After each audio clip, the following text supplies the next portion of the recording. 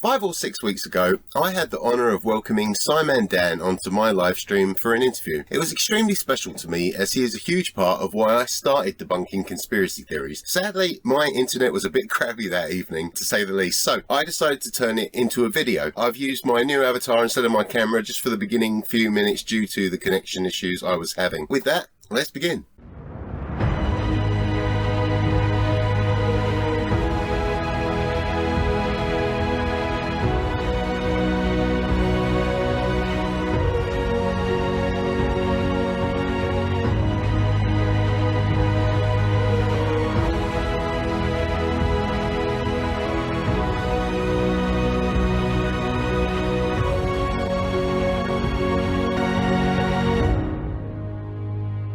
Hello. How is everyone doing? Hopefully everyone is doing really well. Hi, I'm LimeyPlay, and thank you for joining me today. I'm not exaggerating when I tell you that I've just been ridiculously excited for the past, God, I don't know, I think it's close to a couple of months. We've had a lot of scheduling conflicts. Yes, we do have Simon Dan here, so not much to add. I think I've got all of the fangirl out of my system. So without much further ado, I would like to give a warm welcome to Simon Dan. Hi everyone.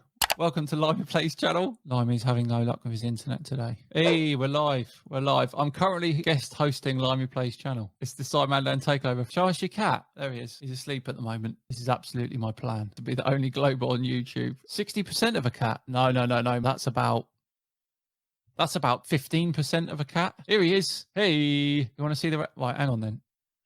There he is. Everyone wanted to see 100% of the cat. The bloody cat's more popular than I am. Well, they normally are, I think, to be fair, aren't they? I'm sorry about that, people. That was... It's fine. We got along all right. Fair play. Thank you for holding the stream over for me. That's all right. Well, now that we're there, thank you ever so much for agreeing to come on today, Dan. I really do appreciate it. I'm honoured. You've done well. No, I'm only joking. It's a pleasure, mate. I guess to get started, can we chat about some of your pre-Simon Dan years? Yeah, sure. Lovely. What were your favourite subjects in secondary school in particular? And were there any particular subjects that you excelled in? My favourite subjects were geography, science and PE, but I didn't excel in any of those with the exception of PE. My PE was the best subject I had, and I think once I completed all my practical work, I only did about 22% for a grade C. Excelled in PE, and I like science and I like PE, but I didn't excel in them. I had to work very hard to get a decent grade. You're currently working towards a degree in astronomy at the moment, aren't you? What made you decide to pursue that particular focus? It wasn't until my early 20s that I got interested in astronomy. I had a telescope and stuff like that. Really liked using my telescope, although I wasn't great at using it. And I actually went back to college when I think I was 23 or 24 to do A-levels in physics, maths and environmental science. It's when I first went to college. I did sports science and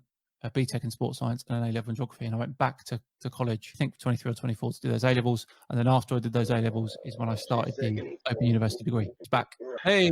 Sorry about this, mate. So you're also a family man. Now, this being YouTube, I certainly don't want to invade your private life, but I would like to ask if your children have inherited their father's love for science. The short answer is no, they haven't. However, one of them has taken up my love of maths, which is good, and another one has taken up sort of a sciencey, but nature. He loves nature. He loves finding bugs and stuff like that. So yeah, they're a little bit too young to get into proper science, but not in the sense that I love it at the moment. Can you tell us a little bit about the period of time leading up to your first appearance as Simon Dan? What career were you in at the time? Well, it's funny. The whole reason for starting the degree was to eventually become some sort of teacher, whether that be secondary school or college or whatever. And for a short period, about 3 years, I was working at a secondary school as a cover teacher.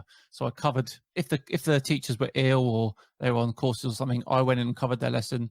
Because of my strengths, I normally went in and did maths or science, but sometimes I did the odd dance lesson or whatever, or music lesson. And then once to kind of supplement that income, I was also a tutor, like a private tutor for maths and science. And I started building up a bit of a business for that. And I became so successful that I ended up stopped working at the school and I was doing the tutoring full time. That carried on going well. I started to get quite popular in the area. So I started employing freelance tutors to do work that I couldn't do. So I ended up with a whole tuition business, a whole tuition agency. And that worked really well for a couple of years. And it was about halfway through the owning of the tuition business that I started YouTube, and it supplemented the income quite well. And after about a year and a half of YouTube, I felt that I was in a good enough position.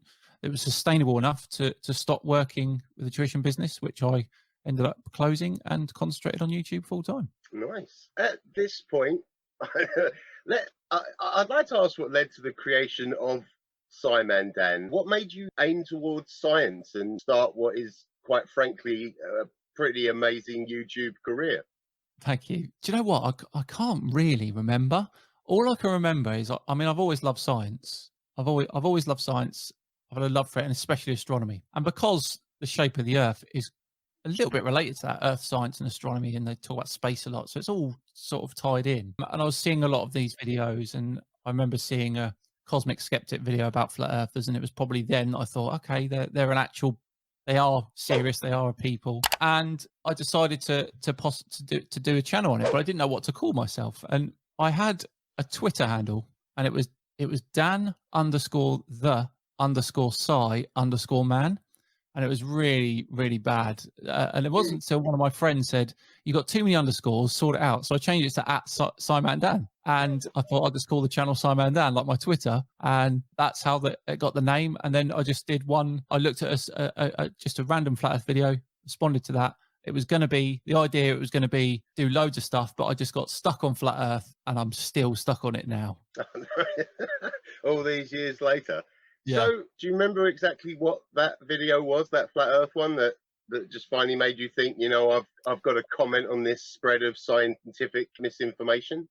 Yeah, it was D Marble. It was D Marble who was talking about gravity, I think, and he was just getting it all wrong. He was talking about buoyancy and density, and he was getting it all wrong. And I thought that's going to be my first one. And I wrote a little script, really, really basic script, filmed it, and I think I remember editing it in bed on my iPad or something like that. And that was the first one. I remember releasing it, and I was checking on it, and I was like, "Oh look, it's got one view," and then I realised it was me that had viewed it. I distinctly remember that. So I remember the first view on the whole channel was me. Nice. I think that was the same with mine, to be fair. Yeah. So on the 23rd of December 2017, the YouTube community saw what would become the first of many videos dealing with the sheer and utter lunacy that is flat Earth. Oh, was it a Saturday, really? Was it a Saturday I released that? I think it was a Saturday. If it was, then I'm pretty sure I was scanning through the calendar, and I think I put, I don't know why. Fridays, maybe because it was. Well, it might have been Friday night to Saturday morning. It might be. So now the video that truly kicked off your channel's popularity was titled Flat Earth's Most Useless Experiment to Date, and saw you tear apart John Smith Globeli's gate experiment. This one was published on the 10th of August 2018, and it still sits, I believe, as your most popular video to date, with over 1 million views. If I recall, you were actually going away with your family, and after the long drive, you checked your phone to discover the view count had exploded. Like, what went through your mind when you saw that? Yeah, well, I mean, originally I thought John Smith Globeli had shared it, but it was actually from Chris UK, and it was his video initially, I think, and John Smith Globeli shared it, but I didn't know back then.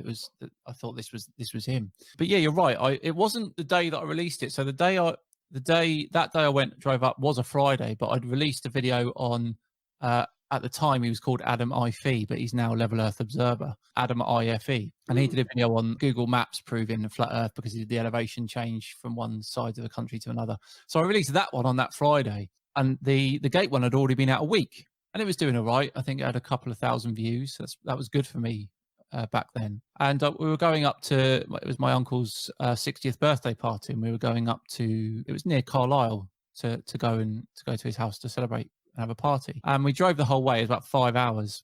I remember when we got there, I checked my phone and I checked the YouTube studio, and the gate video had, I think in that short time, had done about 300,000 views in like that 4 or 5 hours that it took to get up to Scotland way. And over the course of the weekend, I was watching it just keep going and going and going. It went over 1 million, and the subscribers over that course that weekend went from 5,000 to about 30,000. Ranty remember this very nicely because he made a video on that weekend about how I was buying subscribers, because I'd already had a bit of a tussle with Ranty and the Flat Earth Debate team about Elsa Craig, the video that Al-K took. So they knew who I was, and straight away, oh yeah, he's buying subs and views because he exploded. It wasn't until I got back and I spoke to a guy. Funnily enough, it was a guy that worked for me, one of the tutors that worked for me, and he said, "Yeah, I saw this video, and it was number 7 on the main YouTube trending page, not just like the topic, but the main YouTube trending page." So that explains why it got up there. And then from then, it exploded. It went 30,000, 40,000, 50,000, and within a year, I think I had 100,000 subscribers. So was this the moment that you realized, this could be an actual career? It wasn't, not that weekend. I thought it was going to be a flash in the pan. So I thought, brilliant, great views, earn a bit of income from that. Wonderful. And then I thought it would go down. It wasn't to a couple of months later where it was sustaining those sorts of views that I thought, well, yeah, this could actually work. This could actually be something. And when I passed 100,000 views, 100,000 subscribers, that's when I was seriously considering doing this as a full-time job. And it was probably about that point, the 100,000 subscribers, that I thought this could definitely be a career. After such a long time doing it, or a fairly long time doing it, and with being a husband, a father, the running, everything, what keeps inspiring you to keep pushing towards these endeavors? A few things, really. One is the sheer amount of misinformation out there, and I think it's important that channels like us continue to push back on that. I've seen a wonderful growth of channels like you and all the others that have started this, and the more we can get, the better, because there's so much more. There's so much more misinformation out there, and at the moment we're in a period where it's quite dangerous misinformation. So that's definitely one. The constant combating of the misinformation. But also, I still get emails now. I still get emails now from people saying, "Thank you. You've helped my brother or my mother or me or my father to see things in a more skeptical light in terms of the conspiracy theories." And I still got those now, and they're really, really, really good, because sometimes I'm having a bad week, and it's silly, because where you got to this position now where I know roughly how many views I'm getting a month, and I know how the channel's doing, and sometimes I might have a slow couple of weeks or a slow few weeks. I'll be thinking, oh, what can I do to change that? And then it always happens, I'll get an email from someone thanking me how much I've helped them, etc., etc. And I just think, what am I worried about? Why am I worried about all of this? The important thing is there's still people watching, there's still people enjoying. Definitely good words to live by. Now I'd like to move forward almost 3 years after your YouTube channel debut, to the 15th of December 2020, just last year. It was then that you and another one of my favorite YouTubers, Conspiracy Cats, decided to join forces for the Simon Dan podcast. Tell us a little bit about what inspired this idea. Yeah, well, as you know, I run a lot, and I listen to a lot of podcasts when I run. And I thought about, the idea came to me probably about 6 to 8 months before that, but I didn't think too much of it. And it wasn't, I think I probably approached Cats August, September time and said, look, I'm thinking about starting a podcast. I don't know 100% how it's going to work yet.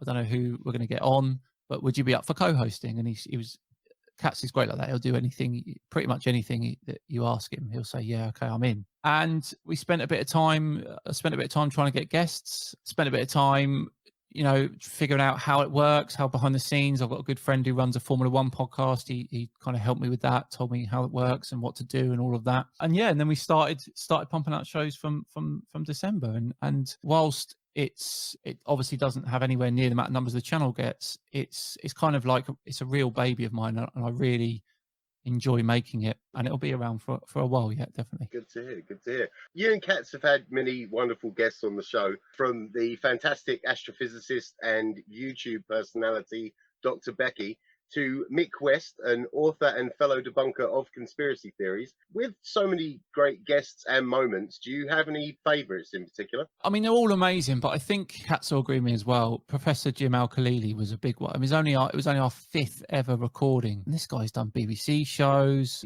he's done Up Team papers, and we were both really nervous. It was an afternoon record as well, because he could only do this time. I didn't know he only lives about 7 or 8 miles from me as well. Wow. Yeah, and it was great, because I think it was that point we'd done that where I thought, well, this is, I mean, no disrespect to any other the guests we had, but at that point we'd had Dr. Becky, we'd had Amy from Vintage Space, and we'd had James from Action Lab, all before that. And once we'd had Professor Jim Al-Khalili, I thought, well, this is it. This is it now. we've really had some good guests already, and we can definitely move on from this. So I think that was definitely a moment where I thought we definitely had something. Yeah, definitely. And I mean, Dr. Becky's fantastic, and she's on the telly quite a bit as well. And yeah, just for you to have TV personalities within your first few episodes, that's amazing. So yeah, you certainly had an amazing YouTube journey so far. But there is another achievement that I'd like to talk about, and that would be your marathons and ultra marathons. I know you've recently done, was it the Andover Trail and the Midnight Madness? Midnight Marathon, yeah. Midnight Marathon, that's right. And then, but you did an ultra 50K marathon, didn't you? The 2021 Serpent Trail I did recently as well. I did, yes. That's amazing. So, how does it feel to have accomplished? I couldn't even imagine running a half marathon. So, 50K is amazing. Well, I had already run a 50K last summer, but it was on my own. There was a couple of people from my running club that came out with me to do a couple of bits, but it wasn't an official event. I was due to run the Serpent K that year, but it was cancelled, so I decided to run on that day. So this was actually my second 50K, but it was the first official event, and it's very, very similar. It's only, I know you're going to say only, but it's only 5 miles more than a marathon 50K. So if you can do a marathon, I'm fairly sure that you can do a 50K. Oh well, it's only another hour. If you put it that way. It's only another hour of pain. That's all. Only another hour of pain. But yeah, it felt great. Felt great doing it. And I've now that the Andover Trail Marathon was my 10th marathon or ultra marathon that I just did. I've got my 11th in a couple of weeks. Yeah, you pretty much planned one per month, haven't you? Does that carry on past the next one? Yes. So, I mean, there's a reason for that. I'm trying to get what's called UTMB points. So UTMB is a running festival in Chamonix in France. There's a variety of different races that all run around Mont Blanc. And in 2023, it's my aim to do the CCC, which is a 100-kilometer race around the base of Mont Blanc. And I can only run that if I have the points. So I need to qualify. So these are the reasons why I'm doing these longer races. The 50K Serpent Trail gave me 3 points, I think it was, or 2. And the races that I'll be doing the next year or so are to qualify for this race. That's the plan. Brilliant. Out of all the runs that you're planning, are there any that you're looking forward to more than others, or any in particular that you might be hesitant about? Well, the one around Mont Blanc is going to be tough. Recently this year, just had one this year, and a guy actually died on one of the races on a downhill. He fell and died later in hospital. That one will be. I mean, this guy was a pro. He was running a lot faster than I'll be running. So, and you know, they take a lot of risks, the pros, to try and get ahead and stuff. So I'll be a lot more careful. But that one definitely. And next year I've got the half marathon de Sable. So that's a half version of the full one, which runs across the Sahara Desert. I'm not doing that one. That's madness. The one I'm doing is in Fuerteventura. It's 120K over 4 days. 3 stages, 30K, 60K, and 30K. So really looking forward to that one. Fuerteventura should be some good views and good adventures. It's amazing. If you could travel back in time and tell your younger self a single thing, what would it be? How young are we talking? Young enough to understand stuff, I guess. Okay, if I could go back and tell... Let's say 18, 11 18. or 11? something, you know, when you start... Sorry? Yeah, say when you started secondary school. Okay. I would say... when you try really hard at school, but when you finished, make a YouTube channel and bash flat earthers and make one called the Flat Earth's Most Useless Experiment to Date. No, honestly, I would tell myself to keep at it with science for one, and I would also tell myself to start running the marathons and stuff at a lot younger age, because I only started really doing marathons at like 34, 35. And I really wish I'd started a lot sooner.